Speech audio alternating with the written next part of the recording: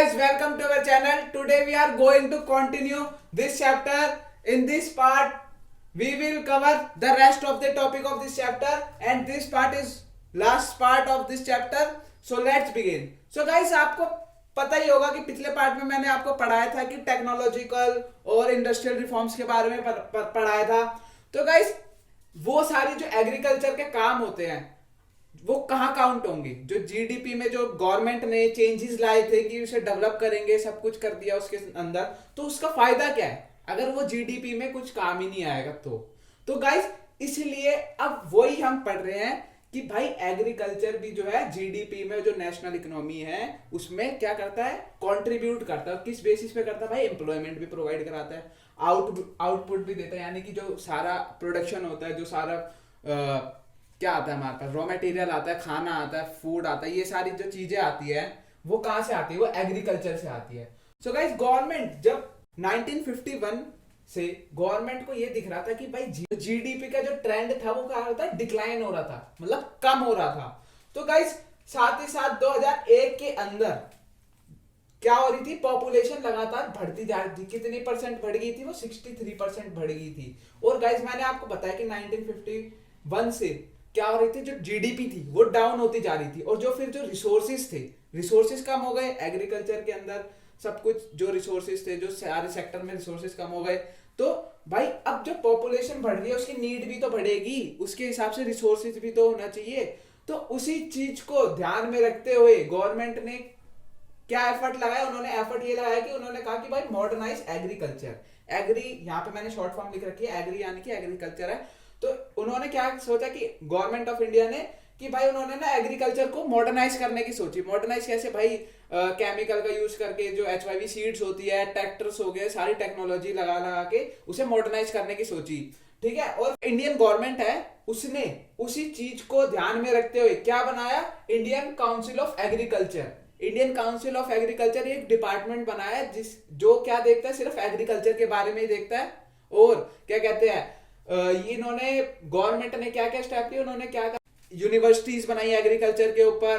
ठीक है, ताकि जो लोग जो है, जो इंटरेस्टेड एग्रीकल्चर के बारे में पढ़ने के लिए, वो उसमें एडमिशन ले सके और हमारा जो एग्रीकल्चर है उसे डेवलप कर सके. सो गाइस, रेट था एग्रीकल्चर का उस टाइम पे, वो क्या हो रहा था, वो एक्सेलरेट की जगह डिक्लेरेट हो रही थी, यानी कि बढ़ने की जगह बहुत कम हो रही थी. जिसकी वजह से क्या हो रहा था, एक अलार्मिंग सिचुएशन बन गई थी, मतलब बहुत ज्यादा खतरनाक सिचुएशन सी बन गई थी. भाई जब लोगों के पास खाने के लिए कुछ नहीं होगा और पॉपुलेशन लगातार बढ़ती जाएगी, तो क्या होगा, रिसोर्सेज पे ज्यादा स्ट्रेस पड़ेगा, लोगों को बहुत मतलब ये होगा, फिर वो गलत तरीके से अपनी नीड्स को पूरा करना चाहेंगे. तो इस वजह से बहुत ज्यादा प्रेशर पड़ रहा था एग्रीकल्चर के उस पे. और गाइस, जो हमें एग्रीकल्चर है वो क्या प्रोवाइड कराता है? एम्प्लॉयमेंट भी प्रोवाइड कराता है, जीडीपी में भी हेल्प करता है, और लाइवलीहुड भी प्रोवाइड करता है. ठीक है. और एग्रीकल्चर के अंदर एक और फील्ड होती है हॉर्टिकल्चर. हॉर्टिकल्चर एक थोड़ी अलग फील्ड होती है एग्रीकल्चर से, जिसके अंदर क्या होता है, जिसके अंदर क्या किसकी फार्मिंग होती है? नट्स की, वेजिटेबल्स की, फ्रूट्स की, सबकी फार्मिंग होती है. और गाइस, क्या कहते हैं, अब ये सब चीज होगी तो गवर्नमेंट ने एक और चीज पे फोकस करा कि भाई R&D यानी कि रिसर्च एंड डेवलपमेंट, इस पे भी फोकस करा और इस फील्ड को भी डेवलप करा. क्यों? क्योंकि भाई अब जो आपको पता है एग्रीकल्चर जो है किस पे बेस्ड होता है? वेदर पे. कि भाई अगर ज्यादा अच्छी बारिश होगी तो अच्छी फसल होगी, सब कुछ अच्छा होगा. तो उस चीज को भी उन्होंने डेवलप करा ताकि जो अच्छे से वेदर फोरकास्ट हो सके, जो फार्मर्स है, जो एग्रीकल्चर से रिलेटेड है, उनको पता चल सके कि भाई ऐसा वेदर है तो इस वेदर के अंदर और ऐसी बारिश होने वाली है, तो इसके अंदर क्या होना चाहिए, ऐसी फार्मिंग होनी चाहिए. और गाइस, सरकार कौन कौन से सेंटर खोल रही थी? वेटरनरी सर्विस और animal breeding. So guys, animal breeding तो आपको पता ही है, और जो वेटरनरी सर्विस है वो नया है. इसके अंदर क्या होता है, इसके अंदर जो सरकार है वो सारी मेडिसिन, डॉक्टराइन, ये सब चीजें प्रोवाइड करवाती है.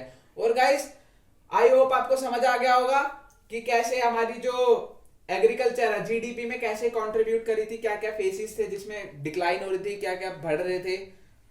सो let's move toward next topic. So guys, अब हम पढ़ते हैं आगे जो food security. So guys, food security से मतलब है कि भाई फूड सिक्योर है, यानी कि फूड मिलेगा ही मिलेगा, फूड की कमी नहीं है. इस फूड सिक्योरिटी से तो ये समझ आ रहा है.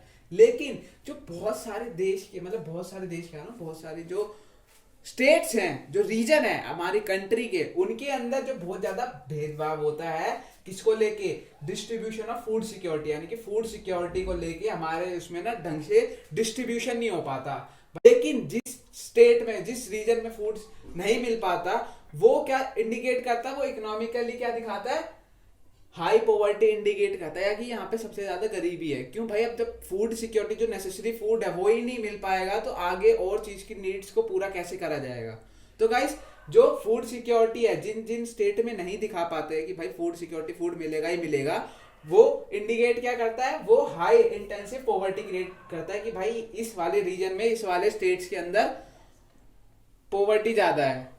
और गाइस ये इंडिकेट करता है, वो किस लिए करता है, वो लेस डेवलप के वजह से होता है, या कि डेवलप्ड नहीं हुआ है। सो गाइस, अब इस प्रॉब्लम को फिक्स करने के लिए क्या करा सरकार ने ना इसका ना स्टॉक जमा करके रखने लग गई कि भाई व्हीट और राइस का इन्होंने स्टॉक जमा कर लिया ताकि कोई भी दिक्कतें ना आए और अनसर्टेनिटी का हम अच्छे से फेस कर सके, और जो पुअर लोग हैं उनको जो स्टॉक हमने जमा करके रखा हुआ है वो उन तक पहुंचाए, और ताकि सबको खाने के लिए मिले। सो गाइस, एफसीआई ने क्या करा कि फूड ग्रेन किससे लिए, फार्मर से लिए, और उन्होंने क्या अनाउंस कर दिया, एमएसपी यानी कि मिनिमम सपोर्ट प्राइस उन्होंने अनाउंस कर दिया कि भाई हम आपसे खरीदेंगे, मार्केट के प्राइस पे खरीदेंगे, और जो पुअर रीजन है उनको जाके सेल करेंगे। वो उनकी हेडेक थी, लेकिन उन्होंने सिंपल जो एमएसपी जो थी किस लिए अनाउंस करी थी, किसके लिए, फार्मर्स के लिए, कि भाई हम आपसे फूड ग्रेन्स जो है इस रेट पे खरीदेंगे। सो गाइस, इसके बाद आपने देखा ही होगा जो राशन होते हैं, कहां से आता है इतना सारा फूड ग्रेन, ये सब होता है, ये सस्ते में जो मिलता है वो सरकार ही देती है। कौन सी डिपार्टमेंट देता है, एफसीआई देता है, ठीक है, जिसको हम बोलते हैं राशन शॉप्स भी बोलते हैं उसे। सो गाइस, अब ये सारी चीजें होने लगी तो सरकार जो है ना उनसे जमीनें भी खरीद लेती है। अब जमीनें खरीद लेती है तो एग्रीकल्चर भी कम होगी, और हमारी जो पॉपुलेशन है वो धीरे धीरे बढ़ भी रही है, और खाने के लिए भी चाहिए जो नेसेसरी गुड है। तो सो गाइस, इसके बीच में कंपटीशन बढ़ गया। लैंड किस लिए चाहिए, जब पॉपुलेशन बढ़ रही है तो उन्हें रहने के लिए भी चाहिए।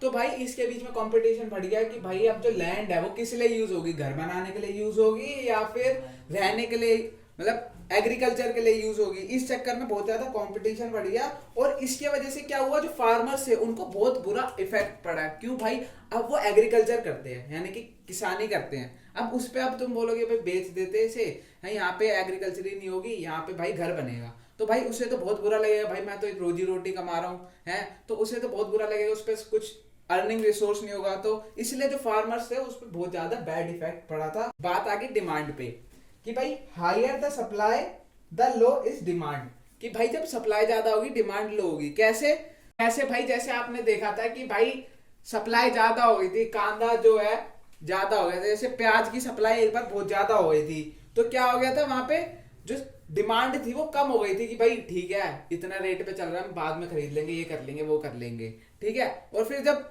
उसी चीज की सप्लाई कम हुई तो क्या हो गया था, डिमांड बहुत ज्यादा हो गई थी। क्यों भाई, सब चीज के लिए हैबिचुअल हो जाते हैं उस चीज के, और फिर उस चीज के लिए जो गवर्नमेंट है, जो पीपल है, वो मुंह मांगे रेट देते हैं उस चीज के।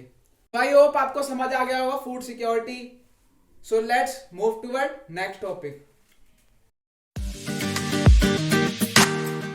सो गाइस, अब हम पढ़ते हैं impact of globalisation on agriculture, यानी कि एग्रीकल्चर पे क्या इम्पैक्ट पड़ा था ग्लोबलाइजेशन का। It is not a new phenomena, यानी कि ये कुछ नया फिनोमिना नहीं है। क्यों गाइस, आपको पता ही होगा कि ग्लोबलाइजेशन होती क्या है। ग्लोबलाइजेशन क्या होती है, जब हम कुछ एक्सपोर्ट करते हैं दूसरी कंट्री को, मतलब फॉरेन से हमारा ट्रेड चलता है, इसे बोलते हैं ग्लोबलाइजेशन। और ये कब से चल रही थी, कोलोनाइजेशन पीरियड से चल रही थी। सो गाइस, जो इंडिया है वो मेनली एक्सपोर्ट क्या करता था, एग्रीकल्चर सेक्टर से रिलेटेड गुड्स एक्सपोर्ट करता था, बेसिकली फूड्स हो गया, ये सारी चीजें एक्सपोर्ट करता था और आज भी करता है। सो गाइस, अगर हम कंपेयर करें इंडिया के कॉटन को फॉरेन के कॉटन से, तो जो मैनचेस्टर और लिवरपूल फ्लोरिस्ट ये जो कंट्री है इससे बहुत कम है क्वालिटी में, यानी कि जो इन दोनों शहरों की जो कॉटन है ना वो अच्छी क्वालिटी की है इंडिया से अगर कंपेयर करें। तो गाइस, अब चंपारण मूवमेंट में क्या था कि भाई जो ब्रिटिशर्स थे ना वो फार्मर्स को बोल रहे थे कि तुम अपनी लैंड पे काम करो, जो जो उन्होंने बोला था उगाने के लिए वो उगाओ, और उसके अंदर जो फार्मर्स को था ना, उनको जो प्रॉफिट होता था वो भी ब्रिटिशर्स को देते थे, और जो ब्रिटिशर्स जो बोलते थे ना हिस्सा वगैरह, वो उन्हें कम मिलता था, फार्मर्स को बहुत कम मिलता था। एक तरीके से उस पे गुलामी करते थे, किस पे, फार्मर्स पे गुलामी करते थे। और गाइस इस चक्कर में जो एक तरीके से वो रूल करते थे फार्मर्स पे। और गाइस इस चक्कर में जो ग्लोबलाइजेशन के अंदर अंदर है ना, वो इंडिया जो थी वो सतर्क हो गई थी, यानी कि वो एक्टिव हो गई थी कि भाई ग्लोबलाइजेशन भी कुछ नाम की चीज होती है, उन्हें भी पता चल गया था उसके बारे में। आई होप आपको चैप्टर समझ आ गया होगा। So if you have any doubt please comment below to make yourself doubt free. Have a nice day, good bye.